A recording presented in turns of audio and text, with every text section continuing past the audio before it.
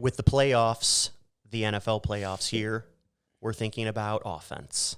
Yet they say defense wins championships. That's right. Out of the law firm. But what people don't know, what I saw on Facebook today, was that the Bills, the Buffalo Bills, yes, biased, we're fans, which is why we have a massive, I don't even know if that is a buffalo or not, but we're calling it a buffalo. Looks like a horse. Yeah, looks like, I don't know, he looks cool. Yeah. But with that, the Buffalo Bills had like the perfect game against the New England Patriots. Literally no punts, no turnovers, all first downs, all scoring drives until they kneeled. I just saw that on Facebook, which is insane. It's like the perfect pitching game, but for an offense in football. And that's going against a Bill Belichick defense, which is just super impressive.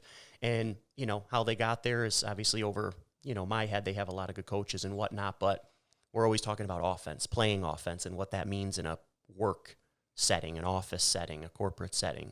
You know, what does that mean to you? You know, I mean, I think I learned that skill years ago before the law firm business of, I guess, anticipating somebody's needs before they ask. So offense, sorry to jump in for you guys, similar to anticipation. Like when we say offense, he'll define it, but what offense means is anticipating something and acting on it. Acting on it, but also not just acting on it with a question. We're, you know, big on trying to develop the team and myself more with, if you're going to ask a question, have some substance behind it, your own opinions, a couple of options to choose from, not just a dead-end question. I think dead-end questions are pathetic. It's more of a, you know, I have a question on this. These are two things that I think we should do. Pick one. And if those two aren't the right thing, we'll pick another one. It's just forward thinking. You know, it's not the easiest skill. You have to practice on it, I think, at times. But it's just, it shows a level of care and effort when we see more offense and kind of, you know, that kind of thought process versus waiting for something to happen. Especially when you're in a role where you have incentives also, monthly, yearly goals to hit, right? This is not a role with a, well, at least in our office, right? Mm-hmm. Where it's a dead-end scenario where it's the same every 2 weeks. Right. You know, you should want to play offense, especially with these players, for example. Like, you know, when Gronkowski told Brady, I have 6 catches left to hit $1 million bonus. Like, they're going to, you know, they're communicating with one another. Like, they see what's happening, how close they are to something, and they're talking about it.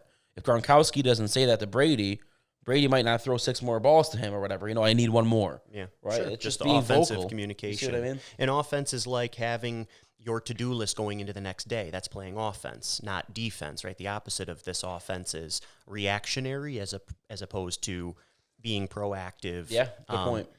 In general, which I guess, you know, you can't, you know, I was going to say you can't always play offense, but I guess you can. Sometimes, you know, you play a little bit of defense if you miss something or whatever, but if you're playing offense more often than not, you're just putting yourself in a better position, especially if you're dealing with like clients, customers, whatever the case is, anticipate their needs and get it done.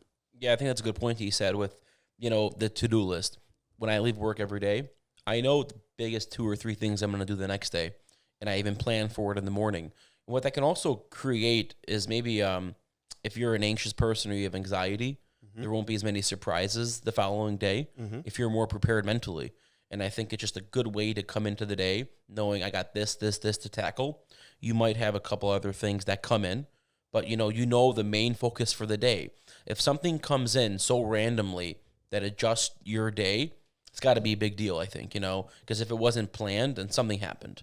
And that's not going to happen every day. If you know your top 2 or 3 things to do the next day, I think it's good when you come into the office and you're ready to attack versus ready to wait for things to happen, and then you're just anxiously waiting on what's next. I think it's a very sloppy mindset. Well, it's like everything else. If you just walk into the gym and you have no clue what you're doing, there's no structure there, you know, you're just not ready. And that's where the stress comes in, because then you got to think about what you're doing as opposed to just follow the plan.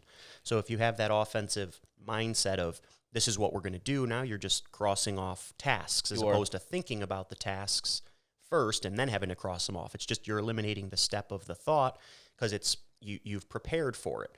You have to think. It's just not in the moment that you're doing. You don't start thinking about what you're going to do for the day as soon as you sit down at your desk. No, right? I agree. You think about it on the drive into work. You think about it, you know, on the drive home from work. for the previous day type of thing. And hopefully you're in a scenario like, let's say, entry level, it doesn't matter where you are, because if you have the right team and culture around you and the right leadership, and they start picking up on, hey, this entry level receptionist, which we have full respect for anybody, right? I don't care if you're an attorney, a receptionist, whatever.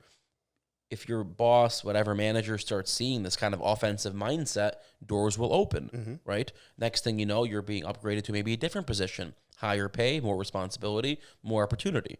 So I think if you're in the right mindset, if you have the right mindset and you're in the right culture and environment, your growth can, rapidly continue with that kind of mindset. If you're coming into work waiting on what happens next, you're limiting your own growth potential, in my opinion. Yeah. And if you don't know what your role is at work, clearly then you ask somebody for some help with coming up with your, the objectives of your job and your role, so you know exactly what you should be doing. Because sometimes it is overwhelming when you're like, there's a lot of stuff happening, but I don't have it on paper in front of me, so it's harder to know what to do because there's so many different things. But if you have it, like, for myself with splitting it up, you have, hey, I'm managing this body of people. I'm managing this social platform. I'm managing this person.